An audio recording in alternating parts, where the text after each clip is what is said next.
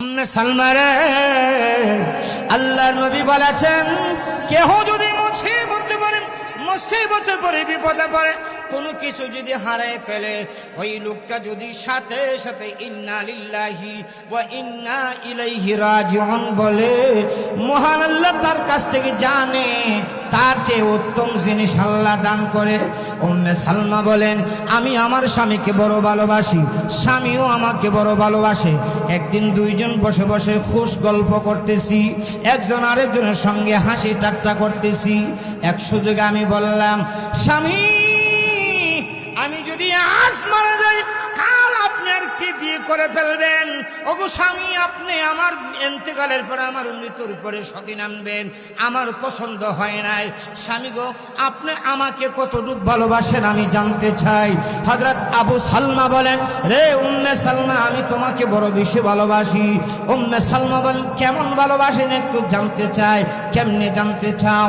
উম্মে সালমা বলেন, স্বামী আমার কথা দেন, আমি যদি আজ মারা যাই, কাল যদি মারা যায়, আপনি যদি বেঁচে থাকেন, আপনার ইন্তেকালের আগ পর্যন্ত দ্বিতীয় কোনো স্ত্রী গ্রহণ করবেন না, কথা দেন। ওগো স্বামী, আমি বেঁচে থাকতে যেভাবে সতীন আমি পছন্দ করি না, আমার মৃত্যুর পরে আমার স্বামী আর একটা সতীন আনক, বিয়ে করুক, স্ত্রী আনক, এটাও আমি উম্মে সালমা পছন্দ করি না। আবু সালমা বলে, না উম্মে সালমা, কথা দিলাম তুমি যদি আমার আগে মারা যাও, আমি আর দ্বিতীয় বিয়ে করব না। উম্মে সালমা রে, শুনে নাও, আমি তোমার জন্য কি দোয়া করে যাই গো উম্মে সালমা। আমি যদি তোমার আগে পৃথিবী থেকে বিদায় নেই, আমি স্বামী হয়ে দোয়া করে যাই, মহান আল্লাহ যেন আমার চেয়ে উত্তম স্বামী তোমাকে দান করে।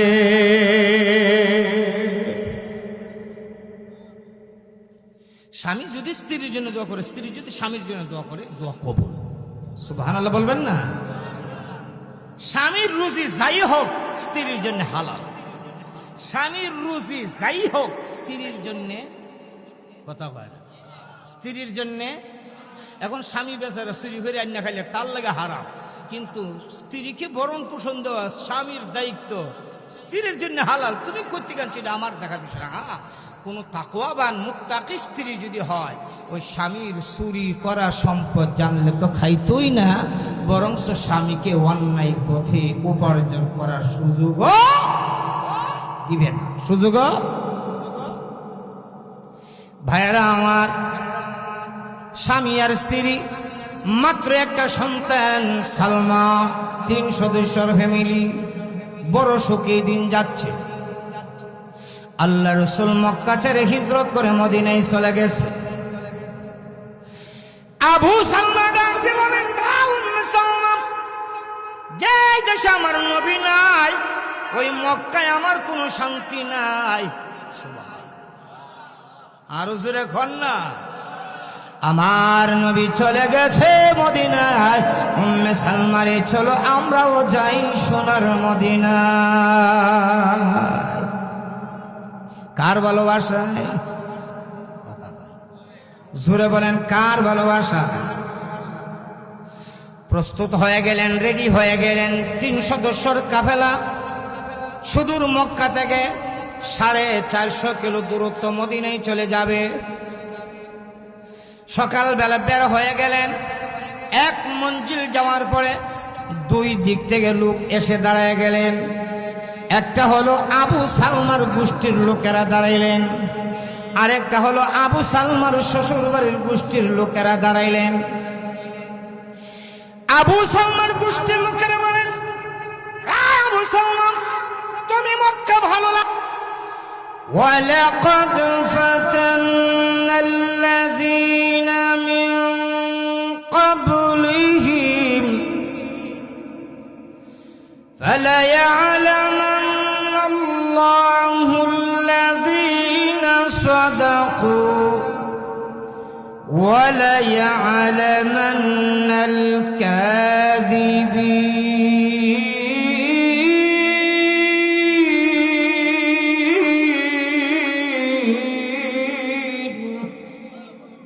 আর কুজুরে বলেন না।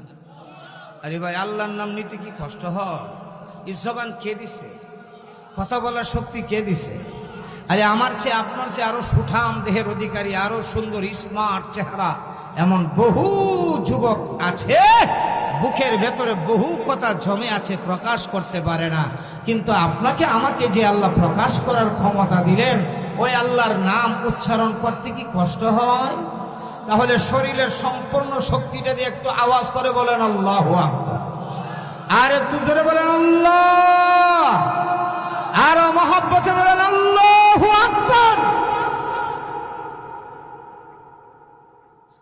আল্লাহ বলেন ওয়ালাকাদ ফাতান্না, আল্লাহ বলেন অবশ্যই আমি পরীক্ষা নেব। সুবহানাল্লাহ বলবেন। অবশ্যই আল্লাহ কি নেবেন? পরীক্ষা নেবেন। পরীক্ষা কার কাছ থেকে নেবেন, কেমন ভাবে নেবেন, তাও আল্লাহ অন্য আয়াতে স্পষ্ট করে বলে দিয়েছে। একটু জোরে বলি সুবহানাল্লাহ। وَلَنَبْلُوَنَّكُمْ بِشَيْءٍ مِّنَ الْخَوْفِ وَالْجُوعِ وَنَقْصٍ مِّنَ الْأَمْوَالِ وَالْأَنفُسِ وَالثَّمَرَاتِ وَبَشِّرِ الصَّابِرِينَ।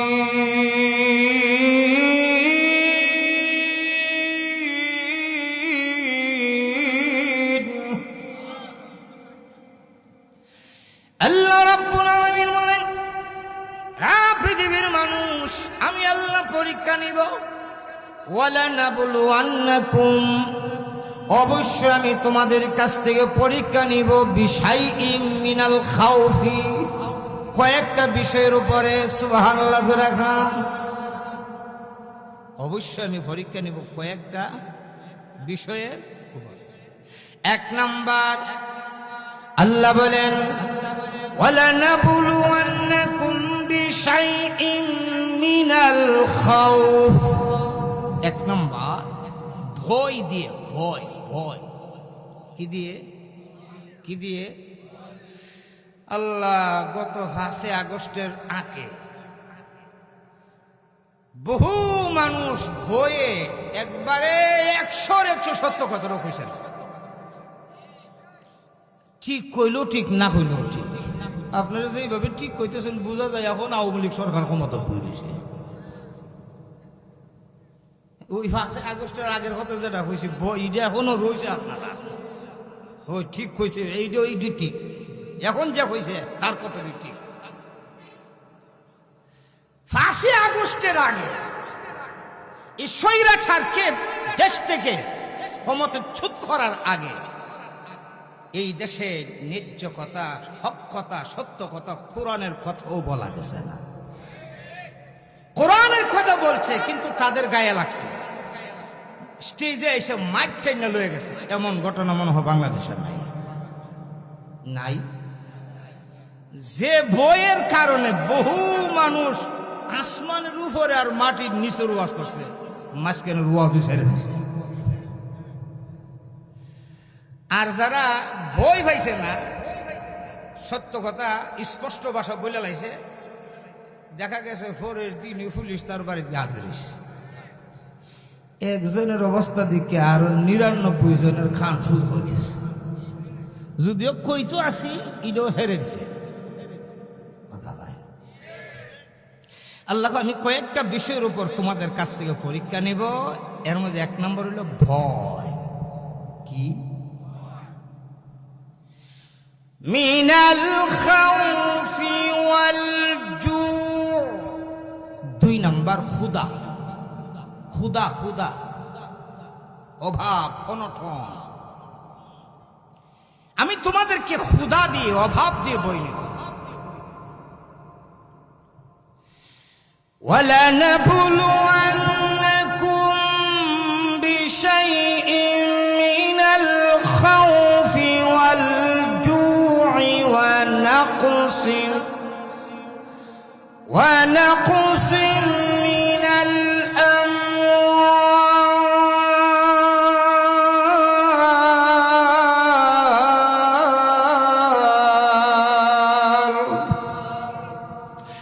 দেখো মাঝে মধ্যে তোমাদের সম্পদের মাঝে জোয়ার বাড়া দিয়া সম্পদ ধ্বংস করিয়া তোমাদেরকে ব্যবসার মাঝে লস বালাইয়া চাকরির মাঝে প্রমোশন ডিমোশন দিয়া বিভিন্নভাবে তোমাদের কাছে করবে।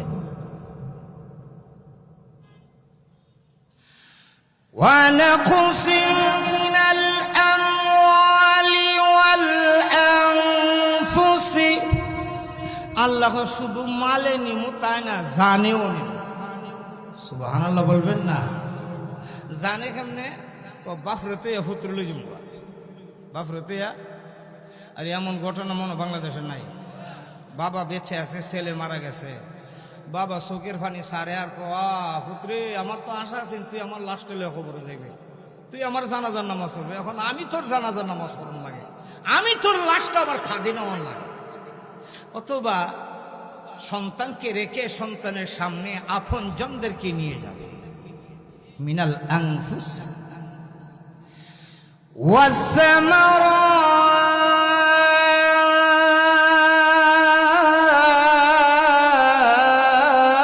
ওয়াস-সামারাত, ফলে ফসলে, ফলে কথা কয় সবাই না বলে আমিও কইতাম না। আমি যদি ফোন লাগে আপনারও ফোন, ফলে ফসল। একবারে আম গাছের মধ্যে এমন সুন্দর বলাইছে, আম গাছ হলো মনটা করে বলে ও 10 বছরে এত সুন্দর বলাইছে না, আশা করি বছর কিছু ফল হয় মন। আল্লাহর কি এমন ঠাডা পড়ছে, একটা বৃষ্টি আইছে আর বলের মেঝে আগুন ধরে লেগেছে। কথা হয় না, ক্ষেত্রে লাগে এসে এমন সুন্দর গুছি হয়েছে, গুছাগুলো মোটা হয়ে গেছে। মালিকে মনে মনে করছে আল্লাহ কয়েক বছর ধরে এত সুন্দর আলি হয় না। দেখা গেছে কাতি মাসের 10 তারিখ এই সমস্ত বৃষ্টি হইয়া পানি লাগবার কথা না, দেখা গেছে এমন পানি হয়েছে ক্ষেতের লাইল মাইরা গাছ, ধান গাছ ফলে গিয়া ক্ষেতের মেঝে নৌকা চলে। অথবা ধান ফাইকা একবারে খাটবার উপযুক্ত গেছে, রাত্রেবেলা সারা গ্রাম গুইরা 10 জন খামলা বসাইছে, সকালবেলা কাটব। দেখা গেছে রাত্রেবেলা একটা ঝড় বৃষ্টি আইছে, সাথে হালকা শিলা বৃষ্টি হয়েছে, একেবারে খালি ডেডারেন খার রয়েছে। এতদিন এমনি আসি না, এখন এমনি রয়েছে। সকালবেলা গিয়া দেখে এমনি নাই, এমনি আছে। এর অর্থ কি? ধান গাছে আর ধান নাই, খালি বন আছে। কথা হয় না, কথা বলেন এমন হয় কি হয় না? আল্লাহ রাব্বুল আলামিন বলেন, পৃথিবীর মানুষ, আমি আল্লাহ অবশ্যই তোমাদের কাছ থেকে পরীক্ষা নিব বান্দা বান্দিরে। পরীক্ষার মাঝে তোমরা উত্তীর্ণ হতে হবে কি দিয়ে? ধৈর্য ধারণ করে। জোরে বলেন কি করে? আরেকটু জোরে বলেন, আরেকটু জোরে বলেন। বিপদে আপদে বালা মুসিবতে ধৈর্য ধারণ করা, ধৈর্য ধারণ করা এটা সাধারণ কোনো কাজ নয়। ধৈর্য ধারণ করা এটা সাধারণ কোনো ব্যাপার নয়। ধৈর্য ধারণ করা এটা মহান আল্লাহ বলেছেন বীরত্বের পরিচয়। সুবহানাল্লাহ। ওয়ালামান সাবারা ওয়া গাফারা ইন্না যালিকা লামিন আজমিল উমুর।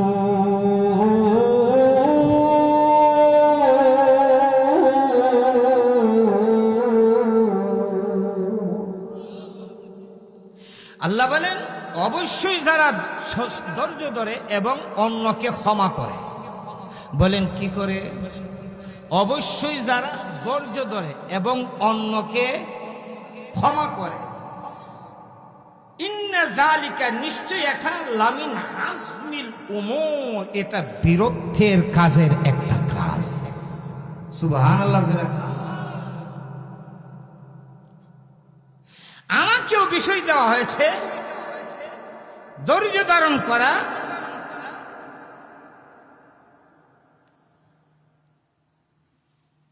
ধৈর্য ধারণ করা বীরত্বপূর্ণ কাজ। আল্লাহ বলেন ইন্না যালিকা লামিন আজমিল উমুর। আল্লাহ বলেন ধৈর্য ধরা এটা বীরত্বপূর্ণ কাজ। লামিন আজমিল উমুর, এটাই শুধু বীরত্বের কাজ না, আরো বীরত্ব কাজ আছে, এই জন্য আল্লাহ মিন শব্দ ব্যবহার করছে। আল্লাহ বলেন এটা বীরত্বপূর্ণ কাজের একটি কাজ। জোরে কোন সুবহান। ভাইয়ারা আমার, বিপদ আসবে, মুসিবত আসবে, ওই বিপদে মুসিবতের সময়ে আপনাকে ধৈর্য ধারণ করতে হবে, অস্থির হলে হবে না। অনেক মানুষ দেখা যায় বিপদে পড়লে অস্থির হয়ে যায়, বিপদে পড়লে মানুষ দেখা যায় আল্লাহকে পর্যন্ত গালাগালি করে, নাউযুবিল্লাহ। এখন এমন বহু মানুষ আছে বিপদে পড়লে নামাজ ছাইরা দেয়, আছে না নাই? মসজিদের সামনে দিয়ে চলে যায়, ইমাম সাহেব যদি ডেকে ডেকে বলে ভাই চলেন মসজিদে নামাজটা পড়ে যান, ওই লোকটা দেখে বলে ইমাম সাহেব আপনার তো কাজ হইল মানুষের ঘরে খাওয়ার, মসজিদে নামাজ পড়া, আমার উপর কি বিপদ যাচ্ছে, আপনার কি খবর আছে? অথচ বিপদে মুসিবতের সময়ে দুইটা কাজের দ্বারা আল্লাহর কাছ থেকে সাহায্য চাওয়া। জোরে বলেন কয়টি কাজ? ইয়া আইয়ুহাল্লাযীনা আমানু ইসতাঈনু বিস-সাবরি ওয়াস-সালাহ ইন্নাল্লাহা মা'আস সাবিরিন।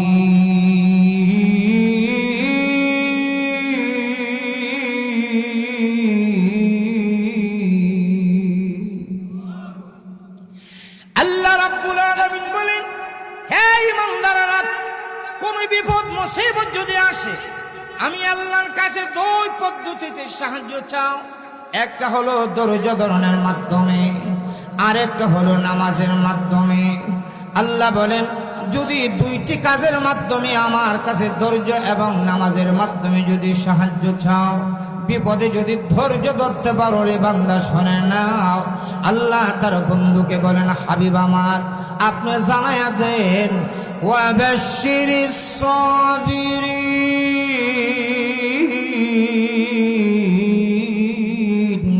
আল্লাহ বলেন নবী আমার আপনি ধৈর্যশীলদেরকে সুসংবাদ দেন, সবরকারীকে সুসংবাদ দেন। কিসের সুসংবাদ? আল্লাহ বলেন ইন্নাল্লাহা মা'আস সাবিরিন। আল্লাহ বলেন নিশ্চয় আমি আল্লাহ ধৈর্যশীলদের সঙ্গে আছি। একটু জোরে বলেন আল্লাহু আকবার। আচ্ছা, আল্লাহ যার সাথে আছে তার কোনো আর সমস্যা আছে? আমরা সর্দার সাহেব যদি কেউ রেখো এই চিন্তা করিস না তোর সাথে আমি আসি, আদালত বাউন লাগে, হাইকোর্ট বাউন লাগে, আমি দেখুন তুলি বেচারা তো এমনি বেচা রাখো থাক। সর্দার সাহেব যে জায়গাতে আমার সাথে আসে খোঁজে কইছে তো আমার আসে। আর যদি চেয়ারম্যান সাহেব হয় আমি আসি, কথা হয় আগে তো কইছে আপনারা না কইলে আমি কইতাম, আপনারা এই বাবু দূরাইছেন দেখা যায়। যদি এমপি সাহেব বলে আমি আসি, হ্যাঁ, আর যদি এখন ডক্টর ইউনূস আমি তোমার সাথে আসি, বাবা দুনিয়ার একজন ক্ষমতার অধিকারী যদি আসি বলে তোমার সাথে, তখন দেখা যায় তার হৃদয়টা অনেক বড় হয়ে যায়, সাহস বেড়ে যায়। অভাব থাকলে অভাব বুঝে না, বিপদে থাকলে বহুত বুঝে না, তিন খেতার জ্বর থাকলেও আর জ্বর থাকে না, বেটা লাড়া দে উঠে হারু জায়গা কথা হয় না। আর আল্লাহ ধৈর্যশীলদের সাথে আমি আসি। আর রাস্তা কোন সুবহানাল্লাহ, একটু জোরে বলেন না সুবহানাল্লাহ। আল্লাহ বলে ধৈর্যশীলদের সঙ্গে আমি আল্লাহ। ধৈর্য ধারণ করা বড় কঠিন, কিন্তু ধৈর্য ধারণের ফলাফল বড় সুস্বাদু। সুবহানাল্লাহ। আর একটু জোরে বলুন ভাইরা। আল্লাহ রাব্বুল আলামিন এই পৃথিবীতে আপনাকে আমাকে প্রেরণ করেছেন, এই পৃথিবীর বুকে আমাদেরকে আখিরাতের পরীক্ষা নেওয়ার জন্য। পরীক্ষায় যারা উত্তীর্ণ হবে, পরীক্ষায় যারা পাশ করবে, মহান আল্লাহ রাব্বুল আলামিন তাদেরকে দুনিয়াতেও পুরস্কৃত করবেন, আখিরাতেও আল্লাহ তাদেরকে পুরস্কার দিবেন। দুনিয়াতে কি পুরস্কার? কেউ যদি অসুস্থ হয়ে পড়ে, বিপদে পড়ে, মুসিবতে পড়ে, আল্লাহ বলেন রে বান্দা মুসিবতে পড়ে আমাকে তুমি ভুলে যাও না। আল্লাহ বলেন ইজা আসাবাতুহুম মুসিবাতুন ক্বালু ইন্না লিল্লাহি ওয়া ইন্না ইলাইহি রাজিউন। আল্লাহ বলেন যারা মুসিবতে পড়ে বলেন ইন্না লিল্লাহি ওয়া ইন্না ইলাইহি রাজিউন। আল্লাহ বলেন আমি জানি তার বদলা আমি ডাবল তারে দুনিয়াতেই দেই, জানি তার সে উত্তম আমি আল্লাহ তাকে দুনিয়াতে দেই। উম্মুল মুমিনিন মা হযরত উম্মে সালমা রাদিয়াল্লাহু তাআলা আনহা বলেন নবীর উম্মতের হয়ে আল্লাহ নবী বিশ্ব নবীর সঙ্গে আমি উম্মে সালমার আগে আমার বিয়ে হয়েছিল আবু সালমার সঙ্গে। আবু সালমা এবং উম্মে সালমা দুইজন একজনকে বেশি বেশি ভালোবাসতো। স্বামী স্ত্রী এমন বহুত আছে রাত্রেবেলা ঘুমাইতে যা স্বামীকে স্ত্রীর চেহারা দেখাইতে চায় না, স্ত্রীকে স্বামীর চেহারা দেখাইতে চায় না, এমন আছে না নাই দুনিয়ায়? জামাই যদি ঘর থেকে বাইর আল্লাহ দেহাটা বাইরিতেছে তুমি একটা ঠাড় হলে কি? এমন মহিলাও আছে বলে হুজুর আপনারা কেমন জানেন এগুলা? আপনারা কি মানুষের সাথে সাথে থাকেন নাকি? না আমরা থাকি না, তবে ভুক্তভোগী যারা মনের ব্যথা কিছু আমাদের কাছে বইলা হালকা করতে চায় এই সুযোগে আমরা জেনে লাই, এই সুযোগে আমরা কি করে লাই দোয়া চাই তো আইয়া হুজুর বড় বিপদ আছে। কি বিপদ? হুজুর কই না ভারী ভারী আরে ভারী ভারী কিনা এমনি এমনি এমনি এমনি কইতে কইতে সবই হয়ে আল্লাহ, আর আমরা শুনতে শুনতে সবই শুনে লাই। উম্মে সালমা আবু সালমা একজনকে আরেকজন প্রাণের চেয়ে বেশি ভালোবাসে। উম্মে সালমা একদিন বলেন আমার প্রাণ স্বামী আবু সালমা রাদিয়াল্লাহু তাআলা আনহু তিনি আল্লাহর নবীর খেদমতে গিয়ে এসে আমাকে বলেন উম্মে সালমা রে আল্লাহর নবী বলেছেন কেহ যদি মুসিবতে পড়ে বিপদে পড়ে কোনো কিছু যদি হারায় ফেলে ওই লোকটা যদি সাথে সাথে ইন্না লিল্লাহি ওয়া ইন্না ইলাইহি রাজিউন বলে মহান আল্লাহ তার কাছ থেকে জানে তার চেয়ে উত্তম জিনিস আল্লাহ দান করে। উম্মে সালমা বলেন আমি আমার স্বামীকে বড় ভালোবাসি, স্বামীও আমাকে বড় ভালোবাসে। একদিন দুইজন বসে বসে খুশ গল্প করতেছি, একজন আরেকজনের সঙ্গে হাসি ঠাট্টা করতেছি। এক সুযোগে আমি বললাম স্বামী আমি যদি আজ মারা যাই কাল আপনি আর কি বিয়ে করে ফেলবেন? ওগো স্বামী আপনি আমার ইন্তেকালের পরে আমার মৃত্যুর পরে সতীন আনবেন, আমার পছন্দ হয় নাই। স্বামী গো আপনি আমাকে কতটুকু ভালোবাসেন আমি জানতে চাই। হযরত আবু সালমা বলেন রে উম্মে সালমা আমি তোমাকে বড় বেশি ভালোবাসি। উম্মে সালমা বলেন কেমন ভালোবাসেন একটু জানতে চাই। কেমনে জানতে চাও? উম্মে সালমা বলেন স্বামী আমার কথা দেন আমি যদি আজ মারা যাই কাল যদি মারা যায় আপনি যদি বেঁচে থাকেন আপনার ইন্তেকালের আগ পর্যন্ত দ্বিতীয় কোনো স্ত্রী গ্রহণ করবেন না, কথা দেন। ওগো স্বামী আমি বেঁচে থাকতে যেভাবে সতীন আমি পছন্দ করি না, আমার মৃত্যুর পরে আমার স্বামী আর একটা সতীন আনক, বিয়ে করক, স্ত্রী আনক, এটাও আমি উম্মে সালমা পছন্দ করি না। কেমন ভালোবাসে স্ত্রী আর স্বামী। স্বামীও রে উম্মে সালমা আমিও কথা দিলাম তোমার ইন্তেকাল যদি আমার আগে হয় আমি আর বিয়ে করব। সুবহানাল্লাহ, জোরে কর না সুবহানাল্লাহ। তাদের অঙ্গীকার ছিল একবার অন্তর থেকে, আমাদের অঙ্গীকার মুখে মুখে। যদিও এমন কেউ বলে যে তুমি মারা গেলে আমার আগে আমি বিয়ে করতাম না, মনে মনে করবো মইরা দেহস না 3 দিন না ফাইল করে দিয়ে আমি কত আগুই চাইতেছি আর একটা বিয়ে করবার লাগে। কোন দিক দিয়ে নারী নির্যাতনের মামলা ফেলাই আমার জেল খাটাইলে আছে, এই জন্য তো বিয়ে করতেছি না, নাইলে তো আরো আগুই বিয়ে করে নিলাম আরো 3টা। কথা হয় না, কথা বলেন না। আবু সালমা বলেন উম্মে সালমা কথা দিলাম তুমি যদি আমার আগে মারা যাও আমি আর দ্বিতীয় বিয়ে করব না। উম্মে সালমা রে, শুনে নাও, আমি তোমার জন্য একটি দোয়া করে যাই গো উম্মে সালমা। আমি যদি তোমার আগে পৃথিবী থেকে বিদায় নেই, আমি স্বামী হয়ে দোয়া করে যাই, মহান আল্লাহ যেন আমার চেয়ে উত্তম স্বামী তোমাকে দান করে।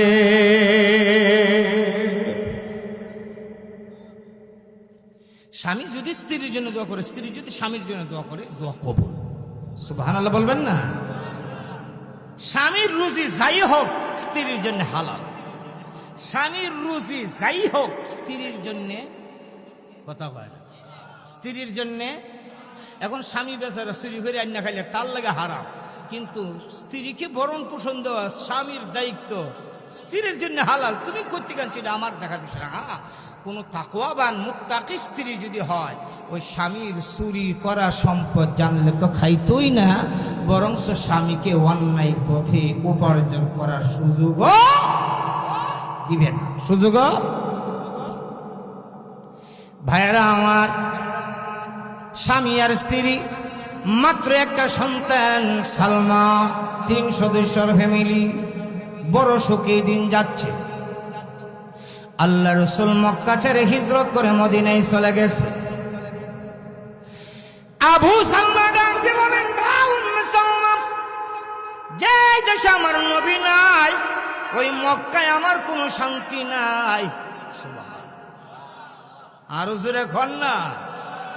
আমার নবী চলে গেছে মদিনায়, উম্মে সালমা রে চলো আমরাও যাই সোনার মদিনায়। কার ভালোবাসায়? জোরে বলেন, কার ভালোবাসা? প্রস্তুত হয়ে গেলেন, রেডি হয়ে গেলেন। 3 সদস্যর কাফেলা সুদূর মক্কা থেকে 450 কিলো দূরত্ব মদিনায় চলে যাবে। সকালবেলা বের হয়ে গেলেন। 1 মঞ্জিল যাওয়ার পরে 2 দিক থেকে লোক এসে দাঁড়ায় গেলেন। একটা হলো আবু সালমার গোষ্ঠীর লোকেরা দাঁড়াইলেন, আরেকটা হলো আবু সালমার শ্বশুর বাড়ির গোষ্ঠীর লোকেরা দাঁড়াইলেন। আবু সালমার গোষ্ঠীর লোকেরা বলেন, আবু সালমা, তুমি মক্কা ভালো লাগে না, মদিনায় চলে যাও, কোনো সমস্যা নাই, বাধা নাই, অসুবিধা নাই, কিন্তু আমাদের বংশের প্রদীপ, আমাদের বংশের ভবিষ্যৎ, এই ছোট বাচ্চা সালমাকে নিয়ে মদিনায় যেতে দেব না। আমরা দেশে একটা কথা আছে না, মার ফুরানা মাসির দরদ লাগে। আবু সালমার ছেলে, নিজের ছেলে, তার ফুরানা, গোষ্ঠীর লোকের ফুরা। আচ্ছা, গোষ্ঠী কিতা উভাস থাকলে খাবন দেওয়া যায়, গোষ্ঠী কিতা খাবার না থাকলে খাবার এনে দেওয়া যায়। বরংস যদি অবস্থা খারাপ হয়, অভাবী হয়, গোষ্ঠীর কারো দরজায় গিয়া দাঁড়াইলে 1 দিন 2 দিন 3 দিনের মাথায় হয়, এইগুলার যন্ত্রণা এলাকা ছেড়ে দেওয়া লাগবে। কথা হয়, সহযোগিতা করে না, বরং সেই একার যন্ত্রণা এলাকা ছেড়ে দেওয়া লাগবে, পরিবেশ নষ্ট করে ভালো। ওই গোষ্ঠীর লোক আমরা সন্তান, আমরা গোষ্ঠী সন্তান তুই যাও। অপরদিকে উম্মে সালমার বাবার বাড়ির লোকেরা এসে বলেন, হে আবু সালমা, তুমি মক্কা না মদিনা না বিলাত চলে যাও, অসুবিধা নেই, কিন্তু আমাদের গোষ্ঠীর একটা মেয়েকে নিয়ে রাস্তায় রাস্তায় ঘুরবে হতে পারে না, আমাদের গোষ্ঠীর মেয়েকে আমাদের কাছে দিয়ে যাও। এখন জোরপূর্বক উম্মে সালমার বাবার বাড়ির লোকেরা উম্মে সালমাকে নিয়ে গেল, আর আবু সালমার সন্তানকে তার গোষ্ঠীর লোকেরা নিয়ে গেল। এবার আবু সালমা একা, সন্তান হারা, স্ত্রী হারা, স্ত্রীকে রেখে দিল, সন্তানকে রেখে দিল, সম্পদ রেখে দিল, সব কিছু ছেড়ে দিল। আল্লাহর নবীর মহব্বত আর ভালোবাসায় মক্কা ছেড়ে, বিবি ছেড়ে, সন্তান ছেড়ে, গোষ্ঠী ছেড়ে, সব কিছু ছেড়ে মদিনার পথে রওনা দিল। আরো মহব্বতে বলেন না, আর একটু জোরে কম। ভাই, আমার মনে বড় ব্যথা, বুক বেলা ব্যথানি। মক্কা থেকে মদিনার দিকে রওনা দিলেন। আল্লাহর হাবিবের সামনে গিয়ে দাঁড়িয়ে সালাম দিলেন, আসসালাতু ওয়াসসালামু আলাইকা ইয়া রাসূলুল্লাহ, আসসালাতু ওয়াসসালামু আলাইকা ইয়া হাবিবাল্লাহ। আল্লাহ নবী তোমাকে তোমার গোষ্ঠীর লোকেরা রেখে দিল, তোমার স্ত্রীকে তোমার শ্বশুর বাড়ির লোকেরা রেখে দিল, তোমার বড় কষ্ট হচ্ছে। আবু সালমা ডাক দিয়ে বলে, আল্লাহর নবী গো, ঠিকই এতক্ষণ আমার বুকে কষ্ট ছিল, ব্যথা ছিল, স্ত্রীকে আমার শ্বশুর বাড়ির লোকেরা রেখে দিল, আমার সন্তানকে আমার গোষ্ঠীর লোকেরা রেখে দিল। ওগো নবী, আমার মনে বড় ব্যথা ছিল, কষ্ট ছিল। ওগো আল্লাহর নবী, আপনার সুন্দর চেহারার সামনে যখন দাঁড়ালাম, আমার স্ত্রী রেখে দেওয়া আর সন্তান রেখে দেওয়া, ঘর বাড়ি সব কিছু ছেড়ে আসার যত কষ্ট ছিল, আপনার নবীকে একটা মুহূর্ত দেখার সঙ্গে সঙ্গে আমি আবু সালমার সকল দুঃখ কষ্ট সরে গিয়েছে, আমার সব দুঃখ কষ্ট শেষ।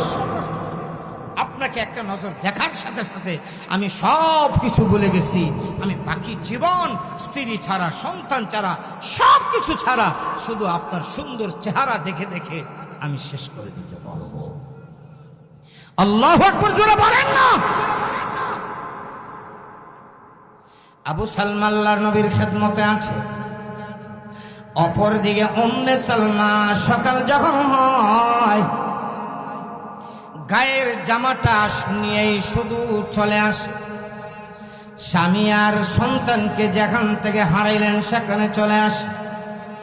সন্ধ্যা পর্যন্ত বসে বসে কান্দে আর ডেকে ডেকে বলে, রে আবু সালমা, তুমি আমার প্রতি ভুল বুঝো না, সন্দেহ করো না, আমি কিন্তু আমার বাবার বাড়ির লোকদের সঙ্গে যাই না, আমাকে জুড়ে নিয়েছে। আবু সালমা রে, আমি এই জায়গা পর্যন্ত চিনি, তাই এই জায়গা পর্যন্ত আসলাম, বাকি মদিনার পথ চিনি না। রে আবু সালমা, কখন আসবে আমাকে নেওয়ার জন্য জানি না। এই কথা বলে বলে সন্ধ্যা পর্যন্ত কাঁদে, আবার বাবার বাড়িতে চলে যা। একদিন, 2 দিন, 3 দিন করে করে এমন কিছুদিন যাওয়ার পরে খাওয়ার নাই, ঘুম নাই, গোসল নাই, এবার পাগলের মতন হয়ে গেল, শুকাইতে লাগলো, হাড্ডির কঙ্কাল হয়ে গেল। অপরদিকে ছোট বাচ্চা সালমা বাবাকে পায় নাই, মাকে পায় নাই, সালমাও কানলে, ওই আবু সালমার স্ত্রীও কানলে। আল্লাহু আকবার। এক সময় দেখা গেল উম্মে সালমার গোষ্ঠীর একজন লোক তারা ওই গোষ্ঠীর লোকদেরকে ডেকে বলল, এই মেয়েটাকে আর কতদিন তোমরা এই কষ্ট দিবে, উপবাস রাখবে, নির্ঘুম রাখবে, তাকে এইভাবে রেখে রেখে তোমরা মৃত্যুর মুখে ঢেলে দিবে, এর চেয়ে ভালো হয় তাকে তার স্বামীর কাছে পাঠিয়ে দাও। অপরদিকে ওই সালমা, আবু সালমার গোষ্ঠীর লোকেরাও বলে, এই ছোট বাচ্চাকে মার কাছ থেকে আর বাবার কাছ থেকে আর কতদিন সরাইয়া রাখবে, সে মার চিন্তা বাবার চিন্তা এখানা গ্রহণ করে না, খায় না, ঘুমায় না, শুধু কান্দে আর কান্দে, এইভাবে কতদিন আর কষ্ট দিবে, তাকে তার মার কাছে পাঠিয়ে দাও। আল্লাহর কুদরত বোঝা যায় না, সালমাকে তার মার কাছে পাঠিয়ে দেওয়া হারাম। উম্মে সালমার গোষ্ঠীর লোকেরা বলল, রে উম্মে সালমা, তুমি যদি চলে যেতে চাও, তোমার স্বামীর কাছে যদি চলে যেতে চাও, অনুমতি দেওয়া আছে, যেতে পারো। এবার উম্মে সালমা তার একমাত্র সন্তানকে নিয়ে রওনা দিলেন। আস্তে আস্তে মক্কা থেকে মদিনার পথে রওনা দিলেন। চলতে চলতে মদিনার উপকণ্ঠে যখন পৌঁছলেন, এমনি শোনেন ঘোষণাকারী ঘোষণা দিচ্ছে, অমুকের আবু সালমার জানাজা রেডি হয়ে গেছে, জানাজা মাঠে চলে আসছে। যারা আবু সালমার জানাজে অংশ নেবে তারা যেন জানাজার মাঠে চলে আসে। উম্মে সালমা ডাক দিয়ে বলেন, হে ঘোষণাকারী, কোন আবু সালমা? এই আবু সালমার পরিচয় কি? এমনি ঘোষক বলেন, ওই আবু সালমার বাড়ি মক্কা, তার সন্তানের নাম সালমা। বিবি আর সন্তানকে রেখে কিছুদিন আগে মদিনায় আল্লাহর নবীর কাছে হিজরত করে চলে আসছে। ওই আবু সালমা পৃথিবী থেকে বিদায় নিয়েছে, তার জানাজা রেডি, তার জানাজার জন্য ঘোষণা দেওয়া হয়েছে। উম্মে সালমা চোখের পানি ছেড়ে ছেড়ে বলেন, না রা ঘোষক, আমার বিশ্বাস হয় নাই, আমার আবু সালমা আমার আগে মরতে পারে না। হয়তো আমার আগমনের সংবাদ শুনে আবু সালমা অভিমান করে বসে আছে, অভিমান করে শুয়ে আছে। আমাকে আবু সালমার কাছে নিয়ে যাও। কোথায় আবু সালমা শুয়ে আছে আমি একটা নজর দেখব। আমার স্বামী আবু সালমার কাছে নিয়ে যাও। এবার যখন উম্মে সালমাকে তার স্বামীর কাছে নেওয়া হলো, উম্মে সালমা তার স্বামীর মৃত লাশ ধরে ধরে কানলে, ধরে ধরে ধরে কানলে, রে আবু সালমা, তুমি আমার প্রতি রাগ করো সালমা আর কত অভিমান করে বসে থাকবে? চোখ বন্ধ করে রাখবে। একটা বারের জন্য তুমি চক্ষু খুলে দেখো, আমি তোমার স্ত্রী এবং তোমার সন্তান সালমা আমরা চলে আসছি। আবু সালমা রে, আর অভিমান করো না। তুমি তো জানো আমি স্বেচ্ছায় বাবার বাড়িতে যাই নাই, আমার বাবার বাড়ির লোকের আমাকে জোরপূর্বক নিয়ে গেল। রে আবু সালমা, আমি তোমার স্ত্রী, তোমার সন্তানকে নিয়ে আসছি। এই বলে উম্মে সালমা কানলে পাগলের মতন কান্না শুরু করে দিল। আপনার আমার নবী, দু জাহানের নবী, সাইয়্যিদুল আম্বিয়া, আশরাফুল আম্বিয়া, রহমতে আলম, রহমাতুল লিল আলামিন, আল্লাহর নবী ডাক দিয়ে বলেন, না উম্মে সালমা, তোমার চোখের পানি সহ্য করতে পারি নাই। উম্মে সালমা গো, আবু সালমা মরে গিয়েছে। কি হয়েছে? আমি নবী তো বেঁচে আছি। রে উম্মে সালমা, আমি নবী কথা দিলাম, তোমার বাকি জিন্দগির দায়িত্ব বরণ পোষণের জিম্মাদার আমি নবী নিজে হয়ে গেলাম। আল্লাহু আকবার, আল্লাহু আকবার। জানাজা কমপ্লিট হয়ে গেল, লাশ দাফন করে ফেললো। ইদ্যত শেষ হওয়ার পরে একদিন আল্লাহর নবী উম্মে সালমা রাদিয়াল্লাহু তাআলার ঘরে গেলেন।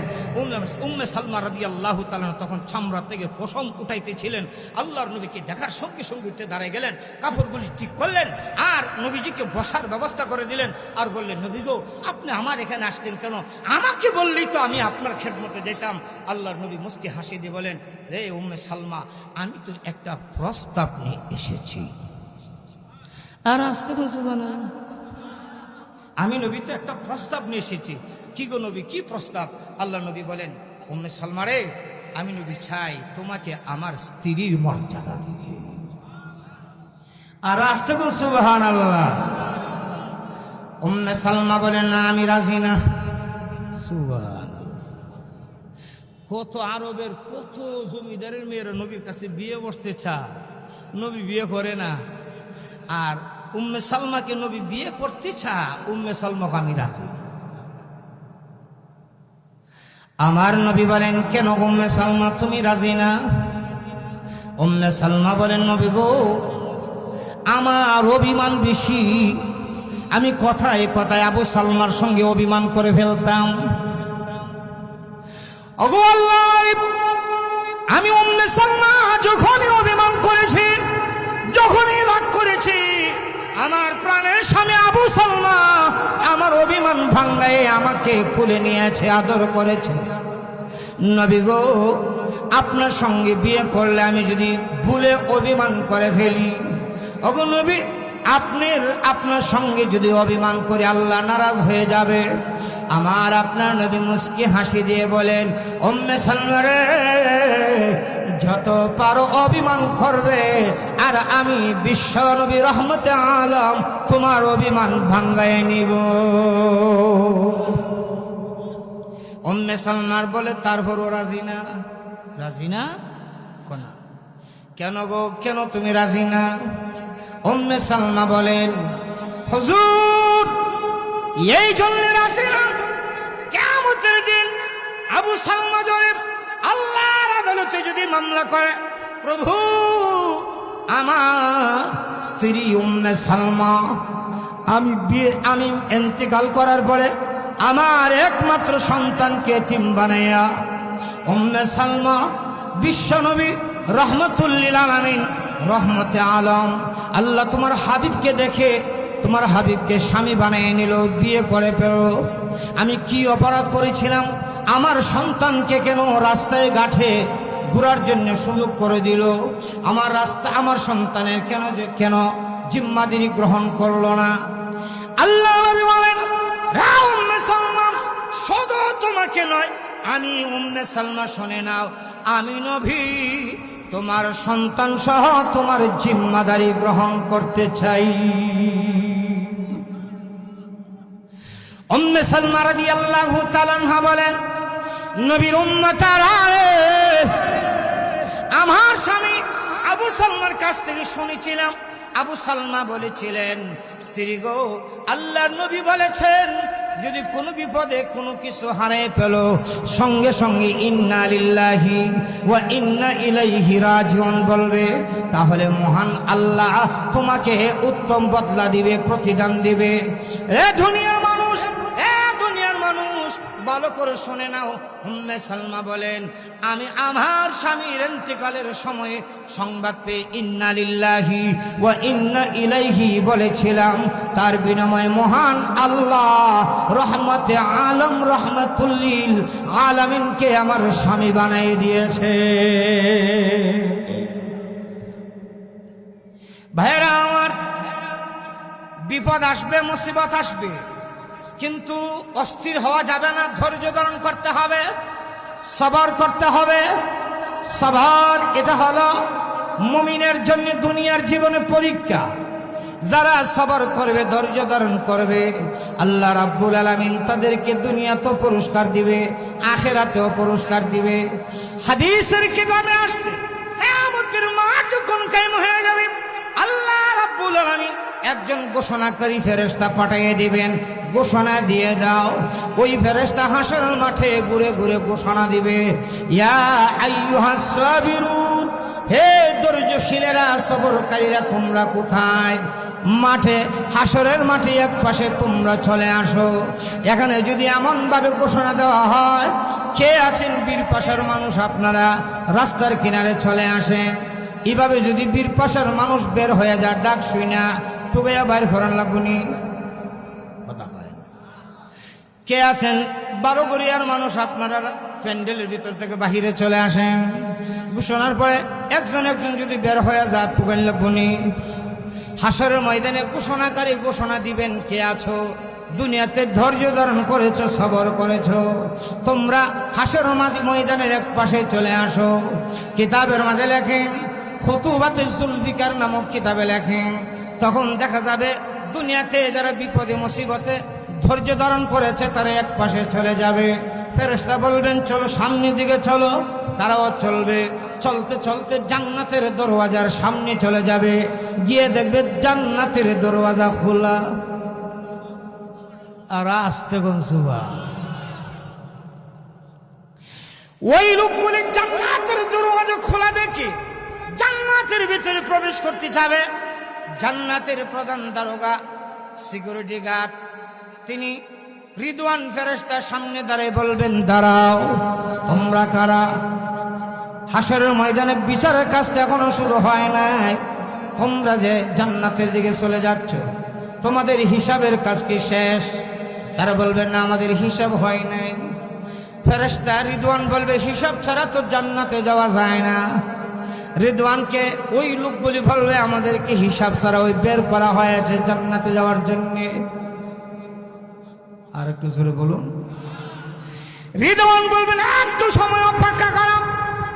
রিদওয়ান আরশের মালিক মহান আল্লাহকে ডাক দিবেন, রব্বুল আলামিন, আল্লাহ, এই লোকগুলি যে জান্নাতে প্রবেশ করতে চায়, এখনো তো হিসাব হয় নাই।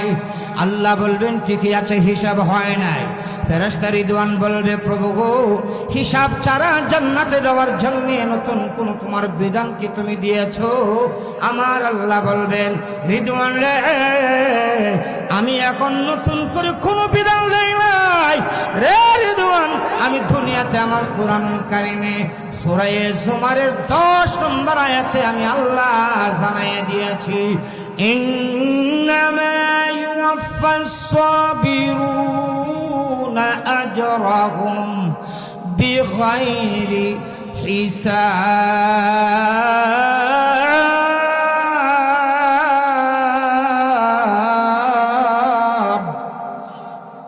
আরেকটু আল্লাহ ডাক দিবেন, রিদওয়ান, দুনিয়ার জীবনে আমি ঘোষণা দিয়েছি, যারা বিপদে মুসিবতে ধৈর্য ধরবে, সবর করবে, ইন্নামা ইউওয়াফাস সাবিরুনা আজরাহুম, আল্লাহ বলেন, আমি ঘোষণা দিয়েছি, যারা ধৈর্যশীল, সবরকারী, ধৈর্যশীল, আমি তাদের প্রতিদান দিব বিগাইরি হিসাব, হিসাব ছাড়া। আখিরাতে দুনিয়ার ওই নেক আমলের প্রতিদান আখিরাতে জান্নাত। অতএব আমি আল্লাহ তাদেরকে বিনা হিসেবে জান্নাত দিয়ে দিলাম।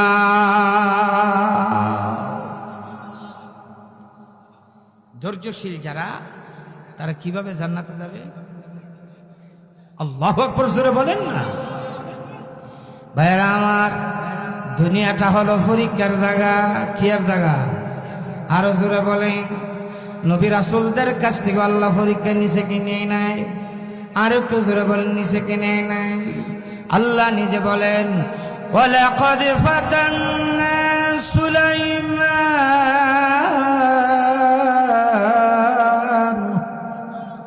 আল্লাহ বলেন, আমার পয়গম্বর সুলাইমানের কাছ থেকে আমি পরীক্ষা নিলাম। সুলাইমান পয়গম্বর এমন পয়গম্বর যিনি একদিকে ছিলেন পয়গম্বর, আরেকদিকে ছিলেন বাদশাহ। বাদশাহ কেমন বাদশাহ? দুনিয়াতে 4 জন আল্লাহ বাদশাহ দিয়েছেন, 2 জন মুসলমান, 2 জন কাফের, যারা একা একা গোটা পৃথিবীটা শাসন করেছেন। সুবহানাল্লাহ। বর্তমান পৃথিবীতে 200-র উপরে রাষ্ট্র আছে। 200-র উপরে কি আছে? যতটা রাষ্ট্র আছে অতজন প্রেসিডেন্ট বা রাষ্ট্রপ্রধান, প্রধানমন্ত্রীও। কিন্তু তখনের সময় গোটা পৃথিবীর রাষ্ট্রপ্রধান একজন। এমন বাদশাহ অতিবাহিত হয়েছে কয়জন? হইল কাফের। একজনের নাম বুখতানসর, আর একজনের নাম নমরুদ। কয়জন? আর 2 জন হলেন মুসলমান। একজন হলেন শাহ সিকান্দর জুলকারনাইন, যিনি গোটা পৃথিবী ভ্রমণ করেছেন। যখন কোনো রকেট ছিল না, হেলিকপ্টার ছিল না, প্লেন ছিল না, রকেট ছিল না, এমনকি ঠেলা গাড়িও ছিল না। ওই সময়েও মহান আল্লাহ জুলকারনাইনকে সূর্য যেখান থেকে উদয় হয় সেখান পর্যন্ত নিয়েছেন, সূর্য যেখানে অস্ত যায় সেখান পর্যন্ত নিয়েছেন। সুবহানাল্লাহ জোরে বলবেন না। ইতিহাস বলার টাইম নেই, সময় নাই। আরেকজন বাদশাহ হলেন হযরত সুলাইমান আলাইহিস সালাম। তিনি একদিকে বাদশাহ, অন্যদিকে তিনি ছিলেন একজন পয়গম্বর, জলিলুল কদর পয়গম্বর। বাবাও ছিলেন পয়গম্বর। বাবার নাম হযরত দাউদ আলাইহিস সালাম, যার হাতে লোহা ও মোম হয়ে যেত। আর কিছু রাখুন, লোহা ধরলে দাউদ পয়গম্বরের হাতে মোম হয়ে যেত, নরম হয়ে যেত। দাউদ আলাইহিস সালামকে আল্লাহ রাব্বুল আলামিন আসমানি একখান কিতাব দিয়েছিলেন, যেই কিতাবের নাম হলো জাবুর কিতাব। জোরে বলুন, কি কিতাব? আসমানি যত কিতাব আল্লাহ প্রেরণ করেছেন তার মাঝে শ্রেষ্ঠ কিতাব 4 খান। এর মাঝে একখান কিতাবের নাম জাবুর। জাবুর কিতাব আল্লাহ দাউদ আলাইহিস সালামকে দিয়েছিলেন। ওই দাউদ পয়গম্বরের ছেলের নাম সুলাইমান। সুলাইমান আলাইহিস সালাম একদিকে হলেন বাদশাহ, গোটা পৃথিবীর বাদশাহ, অন্যদিকে তিনি হলেন আল্লাহর পয়গম্বর। সুলাইমান আলাইহিস সালামের অধীনে আল্লাহ রাব্বুল আলামিন বাতাসকে করে দিয়েছিলেন। আল্লাহ রাব্বুল আলামিন সুলাইমান পয়গম্বরের অধীনে জিন, ইনসান, পশু পাখিকে করে দিয়েছিলেন। আল্লাহর পয়গম্বর সুলাইমান পাখির ভাষা বুঝতেন, পশুর ভাষা বুঝতেন। সুলাইমান আলাইহিস সালাম জিনদেরকে যা অর্ডার দিতেন তাই করতেন। আল্লাহু আকবার। সুলাইমান আলাইহিস সালাম তিনি এমন একজন প্রভাবশালী বাদশা। তিনি শুনতে পারলেন সমুদ্রের মাঝখানে একটি দ্বীপ আছে, যেই দ্বীপের নাম হলো সাইদুন। কি নাম? সমুদ্রের মাঝখানে। যদি আমাদের বঙ্গোপসাগরের মাঝখানে একটা দ্বীপ থাকে, আর এই দ্বীপে যদি কেউ সংবাদ পা, ভারতও চাইবাইতো, বাংলাদেশও চাইবাইতো, চীনও চাইবাইতো, খালি কি এরা দখল করতে পারবো চাইব। সুযোগ পাইলে আমেরিকাও চাইব। কথা কয়, সুযোগ পাইলে আমেরিকাও। সুলাইমান আলাইহিস সালাম শুনলেন সমুদ্রের মাঝখানে একটা দ্বীপ, ওই দ্বীপে একজন বাদশা আছে। ওই বাদশা সে ওই দেশটা শাসন করে। সুলাইমান আলাইহিস সালাম শোনার পরে তার সিংহাসনকে নিয়ে যাওয়ার জন্য বাতাসকে অর্ডার দিলেন, বাতাসে সুলাইমান আলাইহিস সালামের সিংহাসন কিনে ওই দ্বীপে নামাই দিয়েছে। আর একটু জোরে বলুন না ভাইয়েরা আমার। সুলাইমান আলাইহিস সালাম ওই দেশে যুদ্ধ করলেন, ওই রাষ্ট্রটা দখল করলেন, ওই রাষ্ট্র থেকে অনেক গনিমতের মাল অর্জন করলেন। তার মাঝে ওই দেশের বাদশার সুন্দরী রূপসী একটা কন্যা, যে কন্যার নাম ছিল জুরাদা। কি নাম? ওই জুরাদা কন্যাকে সঙ্গে করে নিয়ে আসলেন, বিয়ে করলেন, স্ত্রী বানাইলেন।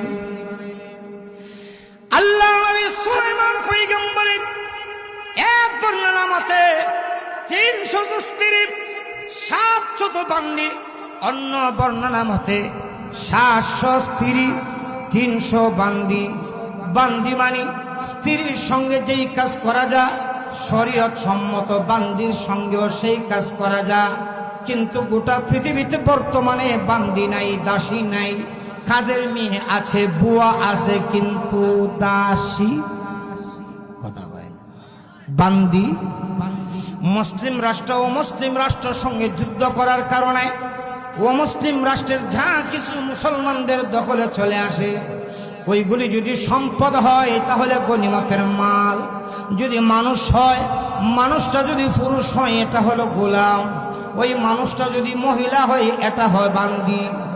মহিলা বান্দি আর পুরুষ গোলাম। ইসলামের প্রথম যুগেও গোলাম বান্দি ছিল।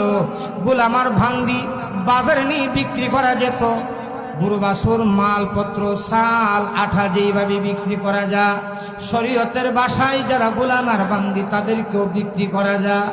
কিন্তু আপনার ঘরে কাজ করে, আপনার বাড়িতে কাজ করে মহিলা বিক্রি করা যাবে না।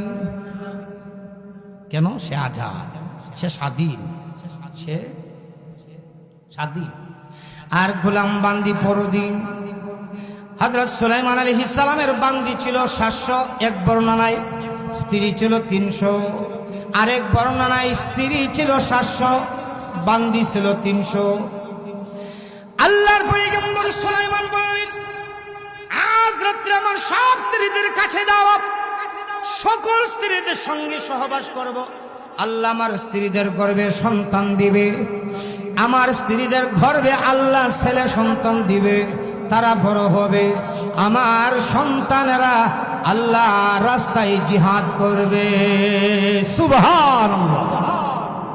তিনি কসম খেয়ে বলছেন, আল্লাহর কসম কে বলছে, আমি আল্লাহর কসম কে বললাম, আমি আজ রাত সকল স্ত্রীদের কাছে যাব, আমার স্ত্রীদের গর্ভে ছেলে হবে, তারা বড় হয়ে আল্লাহ রাস্তায় জিহাদ করবে।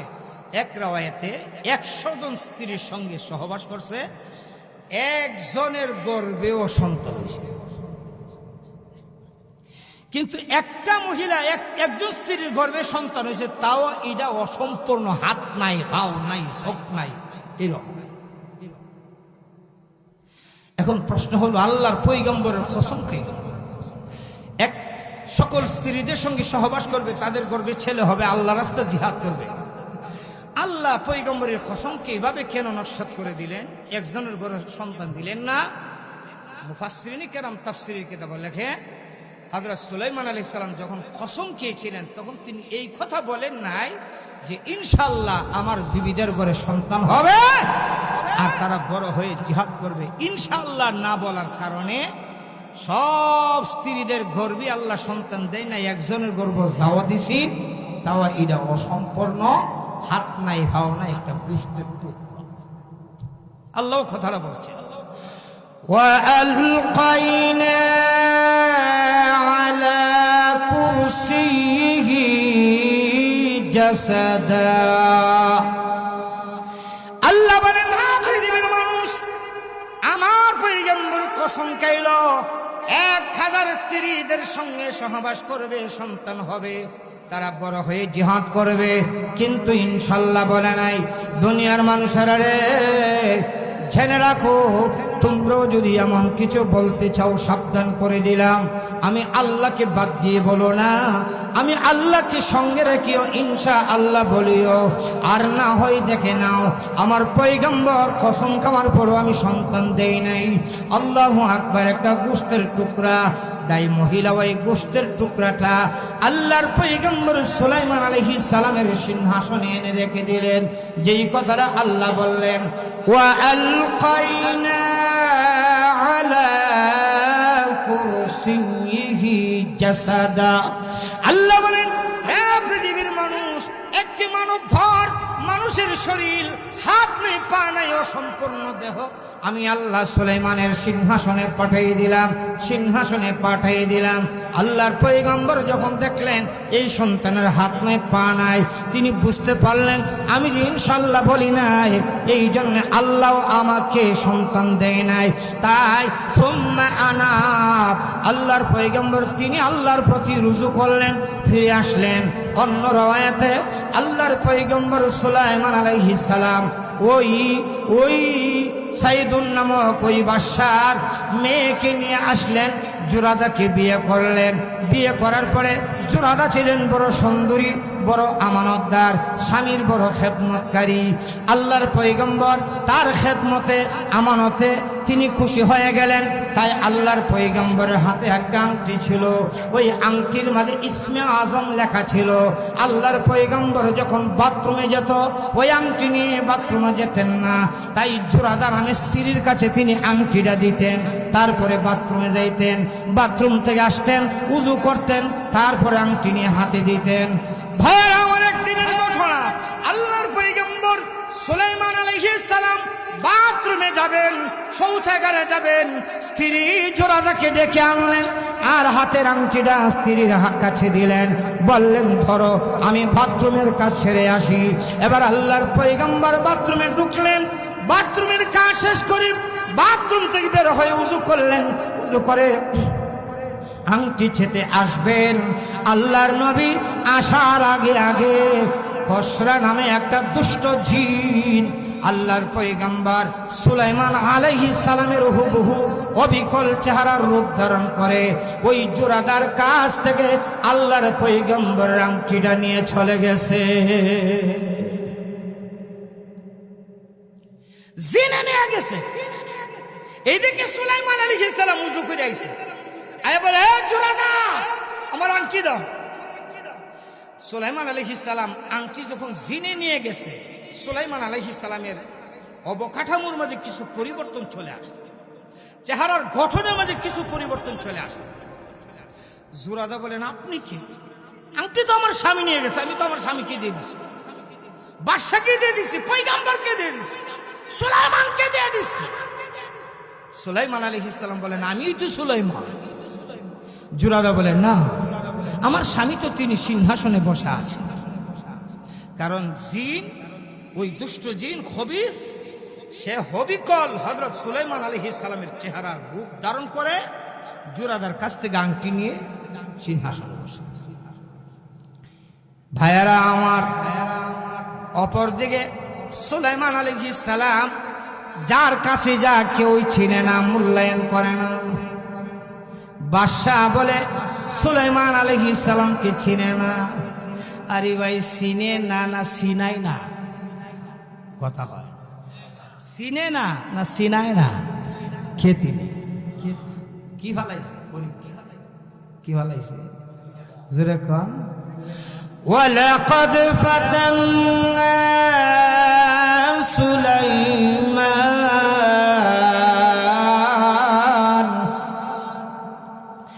আল্লাহ বলল, ও পৃথিবীর মানুষ, আমি আমার পয়গম্বর সুলাইমানের কাছ থেকে পরীক্ষা নিলাম। আল্লাহ বলেন, ওয়া আলকাইনা আলা কুরসিহি জাসাদা। ও দুনিয়ার মানুষ, আমি আমার পয়গম্বর সুলাইমানের মতোই আরেকটা দেহ সুলাইমানের সিংহাসনে বসাইয়ে দিয়েছি।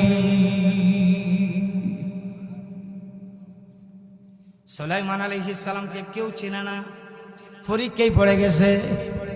সুলাইমান আলাইহিস সালাম এক সময় বাড়ি ছেড়ে দিলেন, ঘর ছেড়ে দিলেন, চলতে চলতে সমুদ্রের পারে চলে গেলেন, নদীর পারে চলে গেলেন। এবার তিনি লেবারের কাজ শুরু করলেন। সুবহানাল্লাহ, জোরে খান। নদীরে কুল ভাঙ্গে ওই কুল বাড়ে, এই তো নদীর খেলা। সকালবেলা দনিরে বাই ফকির সন্ধ্যাবেলা, সকালবেলার দনিরে ভাই ফকির সন্ধ্যাবেলা। বুঝে থাকলে একটা আওয়াজ করে বলবেন, সুলাইমান আলাইহিস সালাম বাংলাদেশের সমান একটা দেশের বাদশা। কথা কয় না কতটুকু? জোরে বলেন, জোরে বলেন। সুলাইমান আলাইহিস সালাম ধৈর্য হন নাই, অস্থির হন নাই। সুম্মা আনাব, আল্লাহর দিকে ফিরে আসলেন। আল্লাহর স্মরণ সুলাইমান আলাইহিস সালাম শুরু করলেন। নামাজ পড়েন, জিকির করেন, সময়ে সময়ে নিজের পেটের ব্যবস্থা করার জন্যে, জীবিকার ব্যবস্থা করার জন্যে লেবারের কাজ করেন। একদিন সুলাইমান আলাইহিস সালাম তিনি নদীর পাড়ে গেলেন। এক লোক মাছ কিনছে, বাড়িতে নিবে। ওই মাছ নেওয়ার জন্য সুলাইমান পয়গম্বরকে ডাক দিলেন, এই এদিকে আও। সুলাইমান আলাইহিস সালাম তিনিও গেলেন, কারণ এখন তিনি বাদশা থাকলেও কেউ চিনে না, মূল্যায়ন করে না। সুলাইমান পয়গম্বরকে এখন কেউ চিনে না, মূল্যায়ন করে না। সুলাইমান আলাইহিস সালাম গেলেন, ওই মাছওয়ালার মাছগুলি তার বাড়িতে পৌঁছে দিলেন। মাছওয়ালা খুশি হয়ে বিনময় সুলাইমান পয়গম্বরকে 2টা মাছ দিলেন। অন্যদিকে কি হালত, ওই জিন সিংহাসনে বসে অল্প দিনের ভিতরে অনেক কিছু করার জন্য চেষ্টা করলেন। তাই তার আচরণ ভালো না, ব্যবহার ভালো না, কথা ভালো না। যদিও চেহারা সুরত ধারণ করেছে পয়গম্বর সুলাইমানের, কিন্তু আখলাক সুলাইমান আলাইহিস সালামের ধারণ করতে পারে না। মানুষ আকৃতিতে এক হলেও ব্যবহারে মানুষ ভিন্ন। সব মানুষের ব্যবহার একরকম, কথা বলে না, সব মানুষের ব্যবহার একরকম। অনেক মানুষ আছে তার কাছে গেলে তার ব্যবহার দেখলে বুক ভরা ব্যথা থাকলেও সুস্থ হয়ে যায়। আর এমন বহু মানুষ আছে, সুস্থ মানুষ ডাক্তারের কাছে গেলেও তার দুর্ব্যবহারে অসুস্থ হয়ে যায়। এখন ওই জিন যে বসছে, তার দুর্ব্যবহার আর তার কর্কশ ভাষা সব মিলিয়ে যারা আহলে কিতাব তারা অস্থির। লোকটা তো সন্দেহজনক। আমাদের বাদশার সুলাইমান পয়গম্বরের আচরণ তো এমন ছিল না। তিনি তো কর্কশবাসী ছিলেন না, তিনি তো মুস্কি হাসি দিয়ে কথা বলতেন। তিনি তো জীবনে কোনোদিন ধমক দিয়ে কথা বলতেন না। আর সে যে ধমক ছাড়া কথা বলে না, ঘটনা কি? তখন যারা তৌরাতের আলেম, জাবুরের আলেম, তারা ওই সিংহাসনের চতুর্দিকে আল্লাহর কিতাব জাবুর আর তৌরাত নিয়ে বসে গেলেন তেলাওয়াতের জন্য। জোরে কোন সুবহান। আমরাও যখন বিপদ দেখি, মুসিবত দেখি, মাদ্রাসায় দৌড়ে যাই, হুজুর একটু কোরআন শরীফ পড়ে দোয়া করে দেন। তখন হুজুরাও কোরআন শরীফগুলো বৈশা কোরআন শরীফ পড়ে দোয়া করে। এটা নিয়েও কত মানুষ কত টল করে, নিজের ভরা আরেকজন দেওয়া ভরাইলে কি হইতে পারে?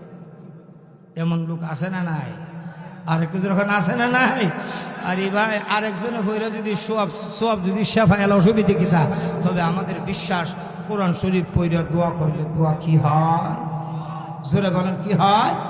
এই আশাই আমরা উলামায়ে কেরামের কাছে যাই, কিন্তু তার আর এটাও সহ্য হয় না, জলে। আমরা বলবো তোমাদের কেন জলে রে বন্ধু, তোমাদের কেন জলে? কথা বলেন, কথা বলেন ভাইয়ারা আমার।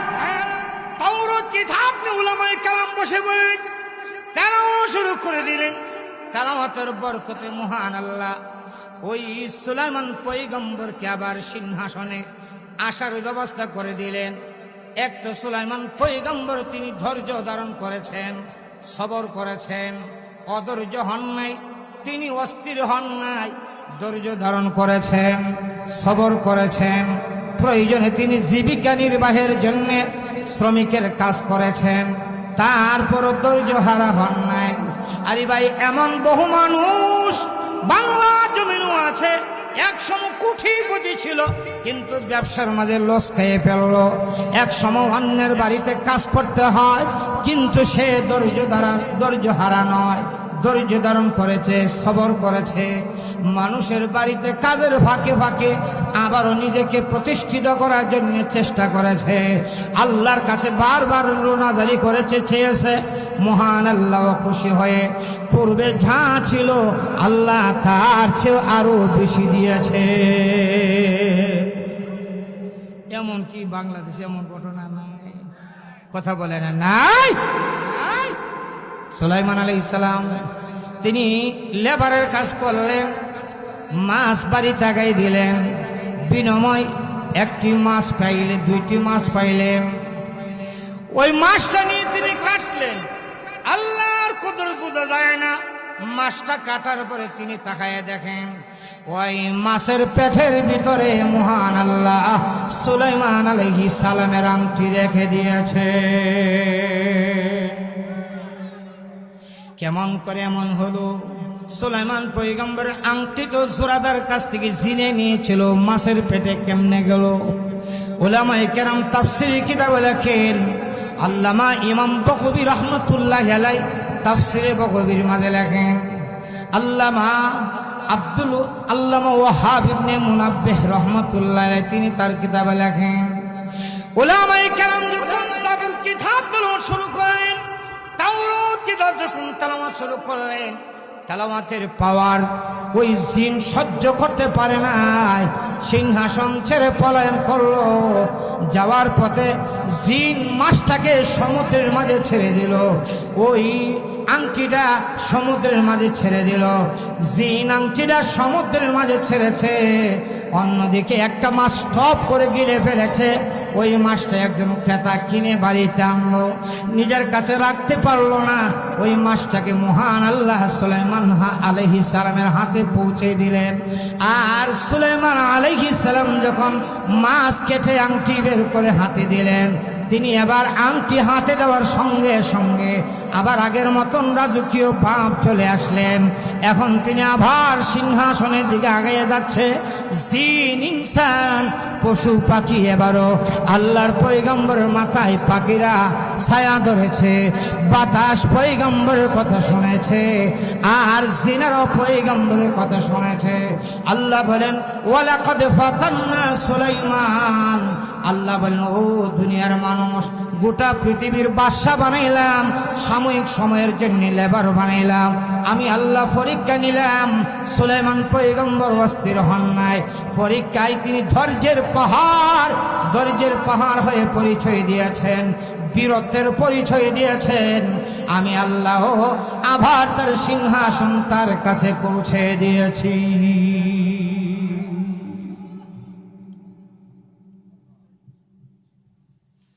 সবাই জোরে বলি আলহামদুলিল্লাহ, আর একটু জোরে বলি আলহামদুলিল্লাহ। আমাদের আধ্যাত্মিক রাহবার ওলি, আল্লাহর ওলি, শাইখুনা ওয়া মুরশিদুনা আল্লামা আব্দুর রহমান শাইখ খুলাফারা দামাত বারকাতুহুম এসে গেছেন। আপনারা খুশি নেবে যান, আপনারা খুশি নেবে যান। তাহলে একটু জোরে আওয়াজ দেন, নারে তাকবীর, নারে তাকবীর। পীর সাহেব হুজুরের আগমন, তোলাফারা হুজুরের আগমন, আজকের প্রধান অতিথির আগমন। নারে তাকবীর। আমার আলোচনা শেষ, তবে আপনাদের কাছে একটা কথা জানতে চাই। আপনি খাল ইসলেন, মাছ না ধরে গেলাগা বুদ্ধিমান না বেকল? কথা হয় না।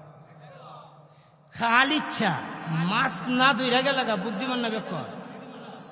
সন্ধ্যার থেকে নিয়ে এই পর্যন্ত আপনারা কোরআন হাদিসের কথা শুনলেন, দুয়া না হয়ে গেলাগা বুদ্ধিমান।